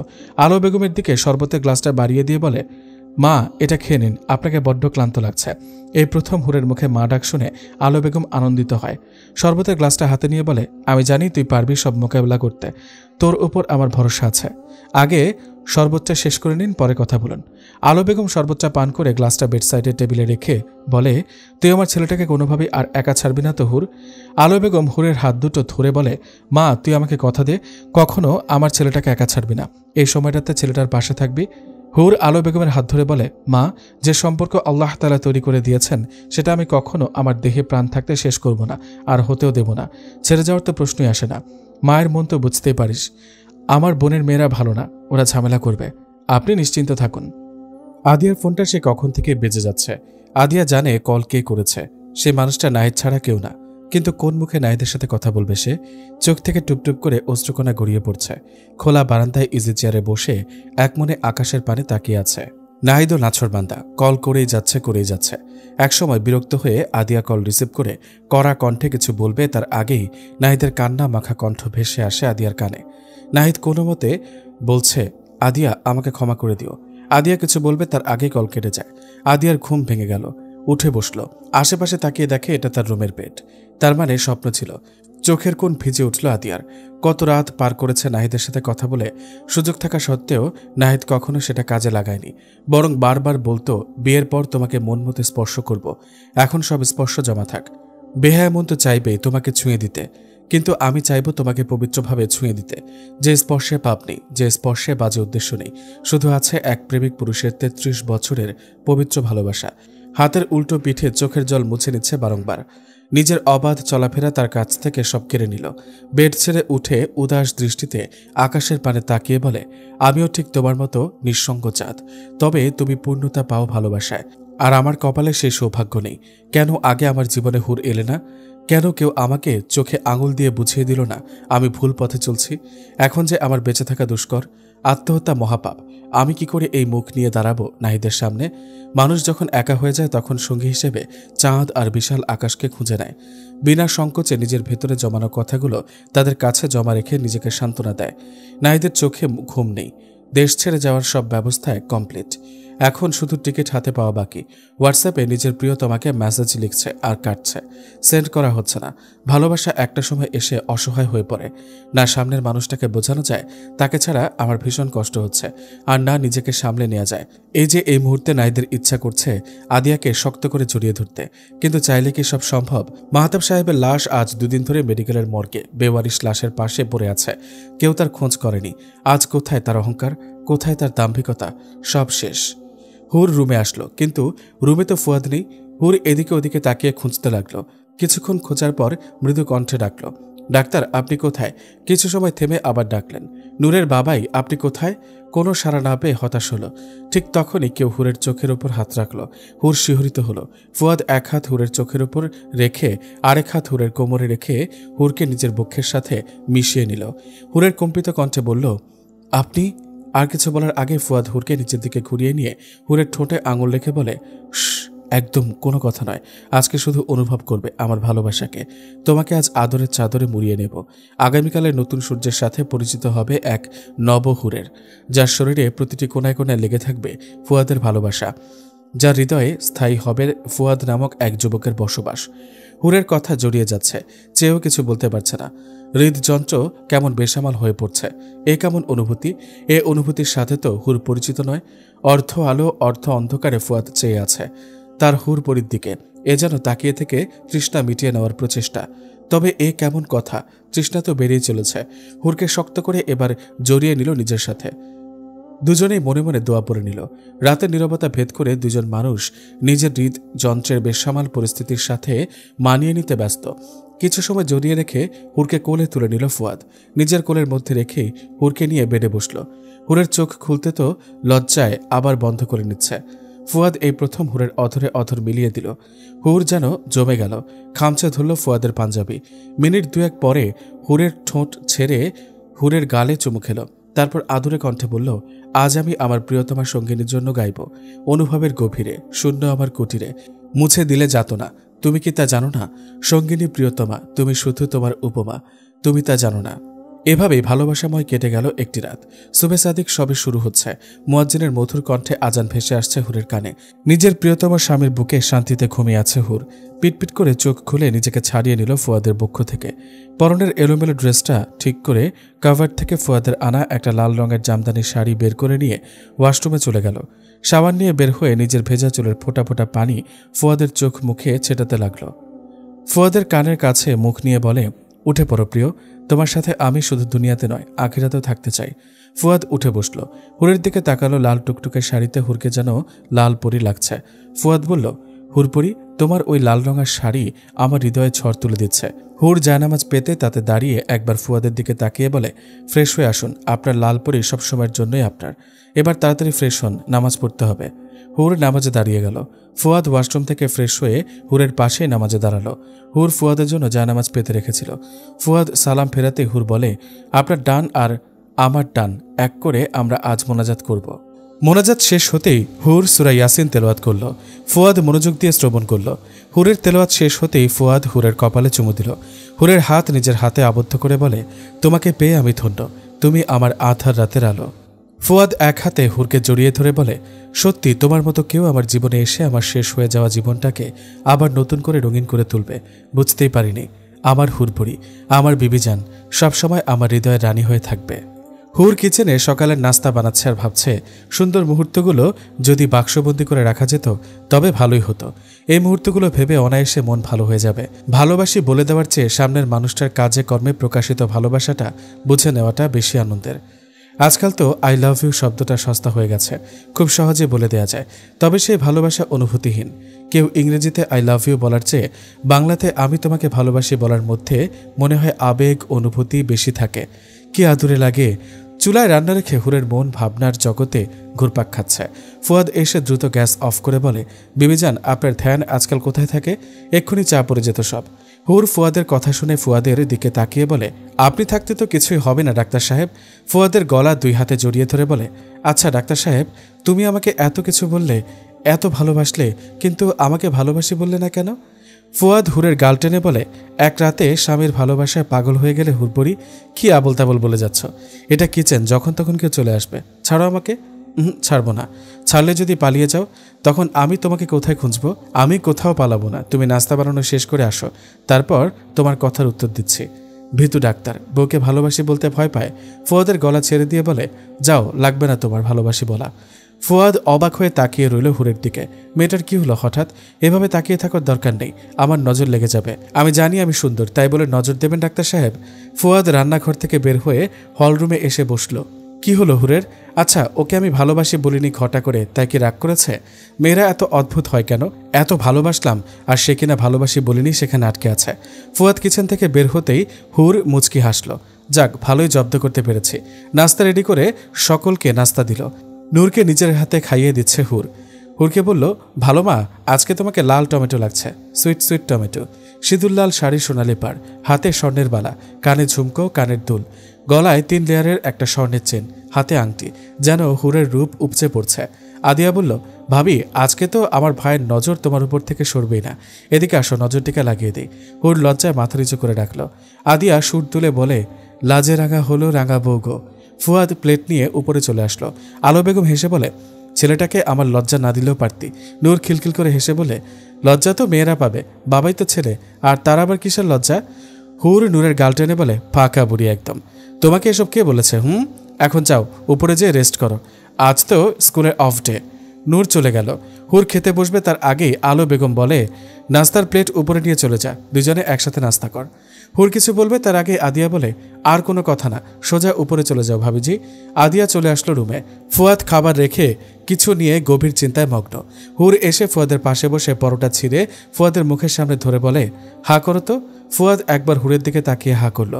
হুর ফুয়াদের মুখে খাবার তুলে দিয়ে বলে, তোমাকে খাইয়ে দিচ্ছে কেন বলো তো? ভালোবেসে। আসছে ভালোবেসে। শুনে রাখো ডাক্তার, মেয়েরা যখন এক্সট্রা ভালোবাসা দেখায় তখন বুঝে নিতে হয় সে কিছু চায়। ও, তার মানে আমার বিবিজান কিছু চাইবে? তা কি আর যে বলে ফেলুন, বান্দা আপনার খেদমতে হাজির। আগে খেয়ে নাও, পরে বলছি। ফুয়াদও নিজের প্লেট থেকে খাবার তুলে হুরের মুখে তুলে দিল। দুজনে একসাথে খাবার শেষ করলো। হুর নিজের শাড়ির আঁচল দিয়ে ফুয়াদের মুখ মুছে দিল। ফুয়াদ হুরের শাড়ির আঁচল ধরে বলে, আমার আবার প্রেম প্রেম পাচ্ছে। কেমন মনে হচ্ছে সেই নবীন প্রেমে জেগে উঠেছে। সবকিছু স্বপ্নের মতো লাগছে। আচ্ছা হুরপরি, এই স্বপ্ন কখনো ভেঙে যাবে না তো? হুর ফুয়াদের টি শার্টের বাটনে হাত রেখে বলে, এটা বাস্তব, আর আপনার হুরপরি স্বপ্নের মতোই আপনার বাস্তবে বিচরণ করবে। ফুয়াদ হুরকে ঘুরিয়ে হুরের কাঁধে মাথা রেখে দুই হাতে হুরের কোমর জড়িয়ে ধরে বলে, বিবিজান, আমার তো আজ হসপিটালে যেতে ইচ্ছা করছে না। ঘরে এত সুন্দর হুরপরি রেখে হসপিটালে মন বসবে না। আমাকে তো তোমার ভালোবাসার জালে বন্দি করে ফেলেছ। পাগলামি কথা রাখো আর রেডি হয়ে চলে যাও। তোমার হুরপরি তোমার অপেক্ষায় থাকবে। আর হ্যাঁ, আমার কথাটা আমি চিঠিতে লিখে তোমার বুক পকেটে রেখে দিয়েছি, পড়ে নিও। এবার ছাড়ো। আগে বলো, এই আপনি তুমি মিলিয়ে বলার কারণ কি? ভাল লাগে তাই বলি, তোমার সমস্যা? ফুয়াদ হুরের চুলগুলো ঘাট থেকে সরিয়ে বলে, আচ্ছা হুর, তোমার চুল এত ছোট কেন? আপনার কি আমার চুল পছন্দ না? ফুয়াদ হুরের ঘাড়ে আলতো করে চুমু দিয়ে বলে, সেটা কখন বললাম? তোমার চুল সুন্দর, তবে আরেকটু বড় হলে আরো ভালো লাগতো। হুর ফুয়াদের কাছ থেকে সরে বলে, আপনিও দেখতে সুন্দর, তবে আরেকটু ফর্সা হলে আরো ভালো লাগতো। ফুয়াদ শব্দ করে হেসে বলে, বাহ, তুমি তো দারুণ। এবার মনে হচ্ছে আমি কখনো বোরিং হব না। এদিকে আসো তো বিবিজান। হুর আস্তে করে এসে দাঁড়ালো। ফুয়াদ হুরের চুলগুলো নাড়িয়ে বলে, তোমার এই ছোট চুলে তোমাকে পরি লাগছে। এতটুকু কথায় গাল ফোলাতে হবে না। হুরের কপালে চুমু দিয়ে বলে, এবার তাহলে আমি হসপিটালে যাই, তুমি থাকো। হুর ফুয়াদকে ইশারা করে নিচু হতে বলল। ফুয়াদ হুরের কোমর ধরে তাকে উঁচু করে ধরল। হুর ফুয়াদের কপালে ভালোবাসা এঁকে দিয়ে বলে, এবার আমাকে ছাড়ুন আর রেডি হন। এদিকে নাহিদ দাঁড়িয়ে আছে মর্গের সামনে। নাহিদ একজন ডাক্তার, কত শত লাশ দেখেছে সে। আজ বুকের ভেতর কেমন যেন করছে। হ্যাঁ, এটা ঠিক, মাহতাব সাহেবের চরিত্র ভালো ছিল না, কিন্তু নাহিদ ছোট থাকতে নাহিদকে সেই কোলে পিঠে করে মানুষ করেছে। 2 দিন বাবার কোনো খোঁজ না পেয়ে থানায় মিসিং ডায়েরি করে। সেখান থেকে আজ কল আসে। নিজের ফোনটা বের করে প্রথমেই কল করে ফুয়াদকে। ফুয়াদ রিসিভ করতে নাহিদ ফুয়াদকে সবটা বলে। ফুয়াদ বলে, আমি এক্ষুনি আসছি। একজন লাশের মুখের উপর থেকে সাদা কাপড় সরিয়ে দিল। নিজের বাবার লাশ চিনতে নাহিদের 1 মিনিটও সময় লাগলো না। নাহিদ বলল, ওনার সব ডিটেলস আমাকে দিন। একজন বলল, উনি পরশু রাতে অ্যাক্সিডেন্ট করেছে আর স্পট ডেট হয় ওনার। সম্ভবত উনি কোনো বার থেকে নেশা করে বের হয়েছিল। ফুয়াদও ততক্ষণে চলে আসে। নাহিদ আর ফুয়াদ মিলে মাহতাব সাহেবের শেষ বিদায়ের ব্যবস্থা করে। নাহিদ ভেতরে ভেঙে পড়লেও বাইরে তা বোঝার সাধ্য নেই। যতই নিকৃষ্ট হোক, বাবা তো বাবাই। আজিমপুর কবরস্থানে কবর দিয়ে এসে নাহিদ একটা নদীর পাড়ে বসে আছে। ফুয়াদ নাহিদের পাশে বসে নাহিদের কাঁধে হাত রেখে বলে, আমরা বুঝাওয়ার পর থেকে জানি একদিন আমাদের চলে যেতে হবে। এটাই প্রকৃতির নিয়ম। মন খারাপ করিস না, বরং আঙ্কেলের আত্মার মাগফিরাত কামনা কর। নাহিদ ফুয়াদকে জড়িয়ে ধরে কেঁদে দিল। ফুয়াদ নাহিদকে সান্ত্বনা দিচ্ছে। আদিয়া নাহিদের বাবার মৃত্যুর সংবাদ শুনে বিচলিত হলো। এটা ভেবে নাহিদের এখন কি অবস্থা। সে কখন থেকে কল করে যাচ্ছে সুইচড অফ। আদিয়া, আলো বেগম আর হুর একসাথে বসে আছে। এমন সময় বর্ষা একটা কাগজ হাতে তাদের সামনে এসে দাঁড়িয়ে বলে, হয়তো 10 লাখ টাকা, নয়তো নূর, যে কোনো একটা আমাদের দিতেই হবে। আলো বেগম বললেন, কুকুরকে তো হাড্ডি দিতেই হয়, নয়তো কুকুর ঘেউ ঘেউ করতে থাকে, তাই তোদের জন্য হাড্ডি রেডি রেখেছি। আদিয়া, আমার চেক বইটা নিয়ে আয় তো। বর্ষা হুরের দিকে এক পলক তাকিয়ে বলে, এই রূপ দিয়ে বুঝি বড়লোকদের ছেলেদের হাত করো?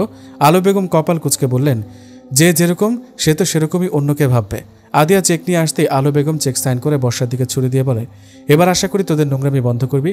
বর্ষা হেসে বলে, এই মেয়েও মনে হয় না স্থায়ী হবে, আজ হোক বা কাল হোক চলে তো যাবেই। হুর কিছু বলবে, আদিয়া হুরের হাত ধরে ইশারায় থামতে বলে। বর্ষা চলে যেতে আদিয়া বলে, জেনে বুঝে কুকুরের লেজে পাড়া দিবে না, এসব মেয়েদের সাথে তর্ক না করাই ভালো। বর্ষা চলে আসলো। বিথি বর্ষাকে দেখে বলে, কিরে কাজ হলো? হয়েছে, কিন্তু ঝামেলা হলো না। আম্মি আগেই আমাকে টাকা দিয়ে দিয়েছে। এই নে 50 তোর, 50 আমার। বিথি বর্ষাকে টাকার ভাগ দেবে না, এ নিয়ে 2 বোনের মধ্যে তুমুল ঝগড়া বেঁধে গেল। এক পর্যায়ে গায়ে হাত দেওয়া শুরু হলো। রেহানা বেগম পুলিশে খবর দিলেন। পুলিশ এসে দেখে 2 বোন মারামারি করে একজন আরেকজনকে রক্তাক্ত করে ফেলেছে। রেহানা বেগম পুলিশকে সবটা খুলে বললেন। পুলিশ 2 বোনকে গ্রেপ্তার করে নিয়ে গেল। টাকাগুলো পুলিশ হেফাজতে ফুয়াদের কাছে পৌঁছে গেল। রেহানা বেগম দীর্ঘশ্বাস ছেড়ে বললেন, পাপ তার বাপকেও ছাড়ে না। দুপুর 2টা বাজে, ফুয়াদের ডিউটি শেষ। ফুয়াদ নিজের কেবিন থেকে বের হবে ঠিক তখনই ফুয়াদের মোবাইলটা সশব্দে বেজে উঠল। মুচকে এসে রিসিভ করে বলে, আসসালামু আলাইকুম বিবিজান। ওপাশ থেকেও একসাথে সালাম আসলো। হুর বলল, ডাক্তার মশাই চলুন আজ বাইরে কোথাও খেতে যাই, তুমি আর আমি। ঠিক আছে বিবিজান, তবে রাতের ডিনার এখন বাসায় আসছি, আবার চেম্বারেও তো বসতে হবে। তোমার কাছে কতটা সময় আছে চেম্বার বসার আগে? 5টায় বসবো। তাহলে তুমি বের হও, আমি ড্রাইভারকে নিয়ে আসছি। এখন না বের হলে হয় না? বড্ড বাজে ডাক্তার তুমি, নিজের বইয়ের রাগ সরাতে জানো না। আমি বলছি এখন যাব, তার মানে হলো জো হুকুম মেরি হুরপরি, আপনার খেদমতে বান্দা হাজির। এবার তাড়াতাড়ি চলে আসুন হৃদয়ের রানী, এক্ষুনি বের হব। হুর রেডি হয়ে বের হওয়ার আগে আলো বেগমকে বলে গেল নূরকে সাথে নিয়েই বের হতো, কিন্তু যেসব কথা হুর বলতে চায় তা বাচ্চাদের সামনে না বলাই ভালো।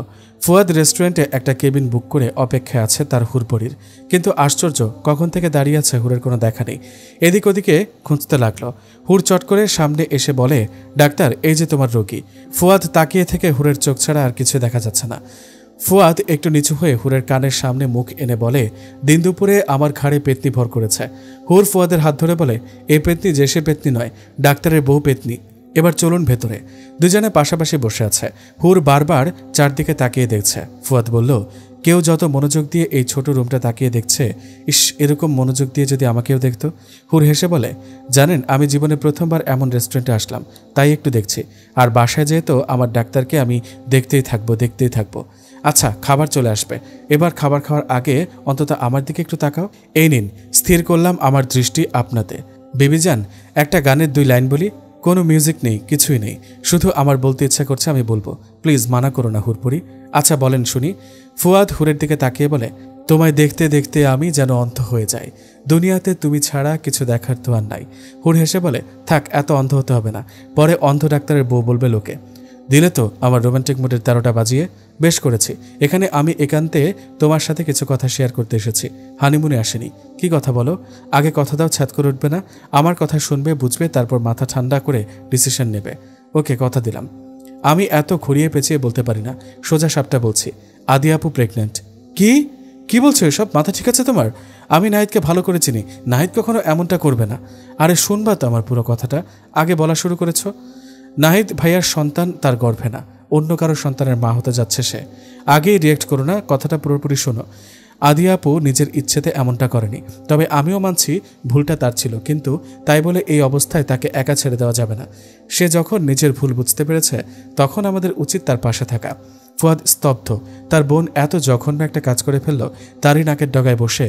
হুর উঠে এসে ফুয়াদের মাথাটা নিজের বুকে আগলে নিয়ে মাথায় হাত বুলিয়ে দিয়ে বলে, দেখো মন খারাপ করো না, এখন নিজেকে শান্ত রেখে একটা সঠিক সিদ্ধান্ত নিতে হবে। আদিয়া আপুর অবাধ চলাফেরা তাকে দিয়ে এই জঘন্য কাজ করিয়েছে। ফুয়াদ 2 হাতে হুরের কোমর জড়িয়ে ধরল। হুর ফুয়াদের মাথায় হাত বুলিয়ে দিচ্ছে। এমন সময় ওয়েটার খাবার নিয়ে হাজির। হুর ফুয়াদকে ছাড়িয়ে দূরে সরে গেল। ফুয়াদ হুরের হাত ধরে রেখেছে। হুর দাঁড়িয়ে আছে, ফুয়াদ বসে আছে। 2জন মহিলা ওয়েটার এসে খাবার রেখে গেল। তারা চলে যেতেই ফুয়াদ হুরের হাত টান দিয়ে হুরকে নিজের কোলে বসালো। ফুয়াদ ধীর কণ্ঠে বলল, বাবার মৃত্যুর পর মা আমাদের একাই বড় করেছেন। রেহানা খালামুনি আর আমরা এক পরিবারের মতো ছিলাম। বিথিকে আমি কখনো অন্যরকম চোখে দেখিনি, কিন্তু খালামণি আর মা আমার বিয়েটা বিথির সাথে দিয়ে দেয়। ও পার্মানেন্ট আমাদের বাসা থাকা শুরু করে আর আদিয়াকে নিয়ে এখানে সেখানে যাওয়া শুরু করে। প্রথম এটাকে আমরা বেশি আমলে নিইনি, কিন্তু ধীরে ধীরে আদিয়া উগ্র হতে থাকে। এর মধ্যে বিথিরও অ্যাফেয়ার শুরু হয় অন্য কারোর সাথে। আমার ছিল পরীক্ষা, আমি পড়া নিয়ে ব্যস্ত থাকতাম। সবকিছু এলোমেলো হয়ে গেল নিমিষেই। বিথি চলে যাওয়ার পর আদিয়াও ঝগড়াঝাটি করে হোস্টেলে চলে যায়।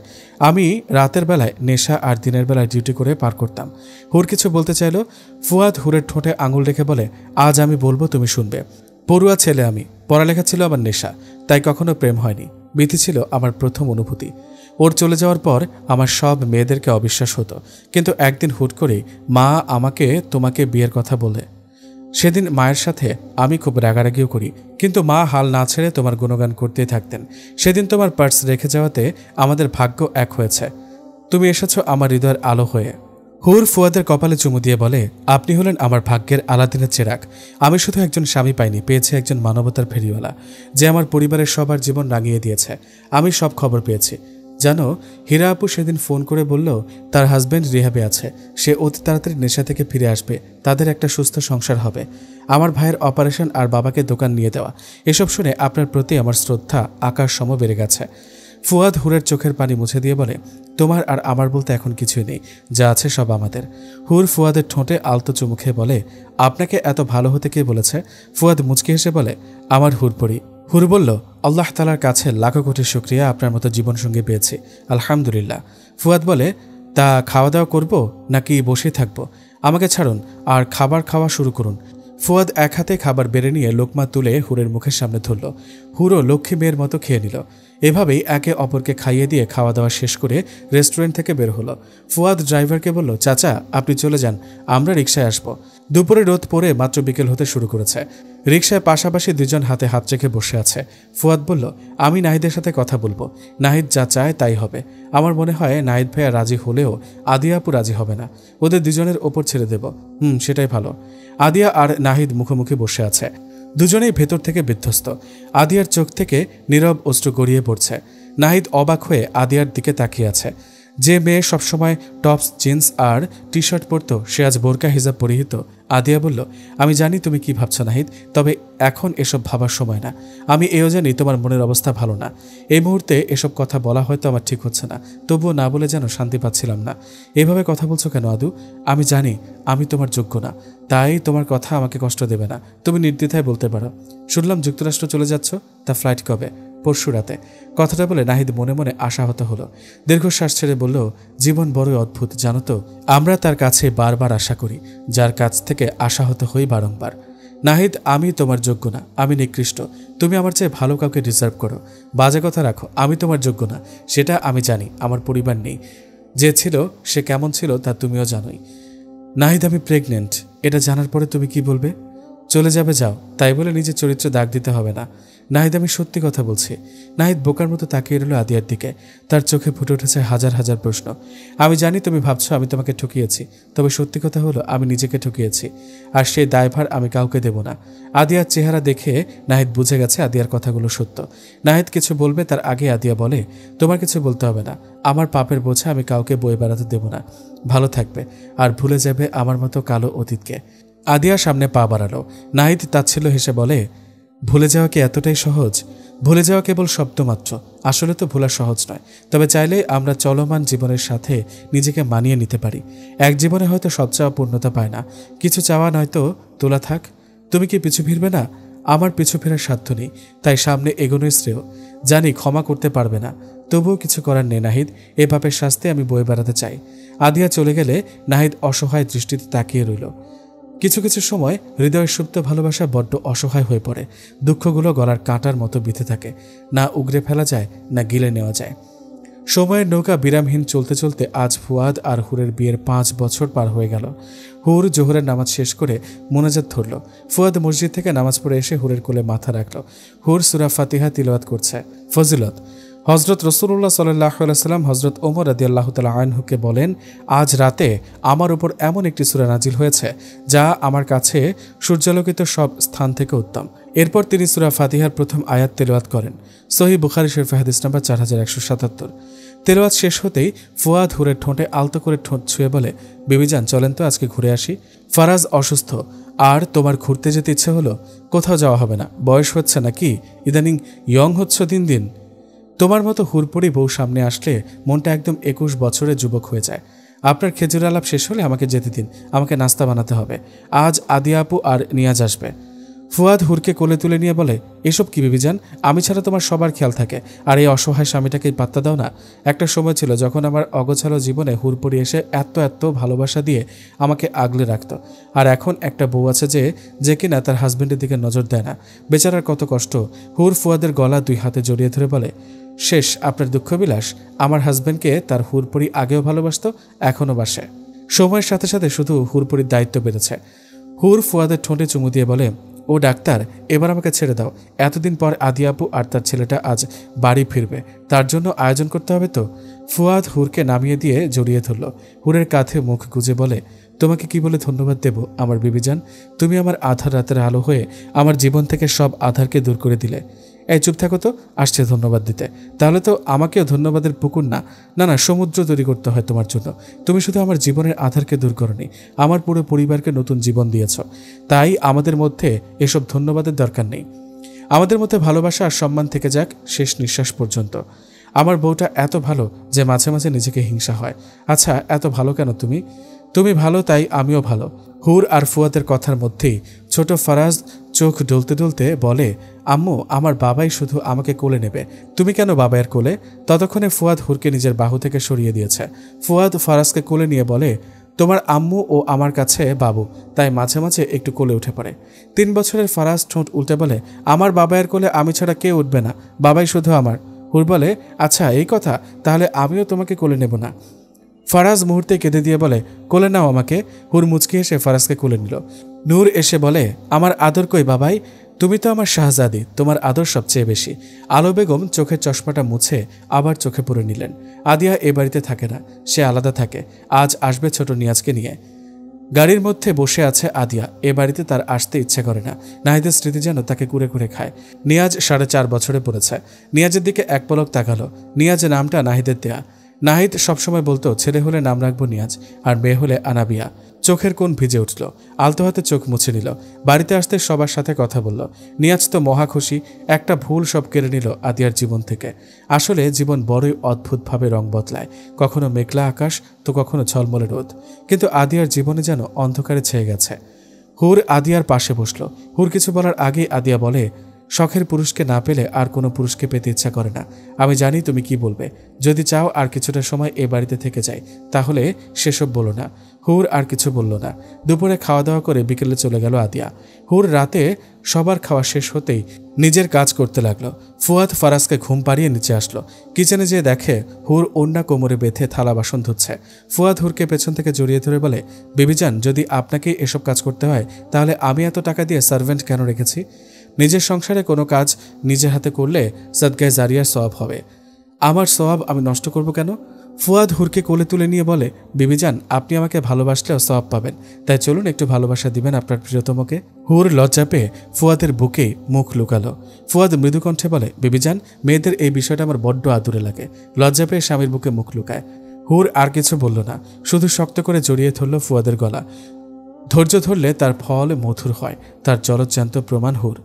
কুরআনে তো বলাই আছে, নিশ্চয়ই ধৈর্যশীলদের সাথে আল্লাহ তাআলা আছেন।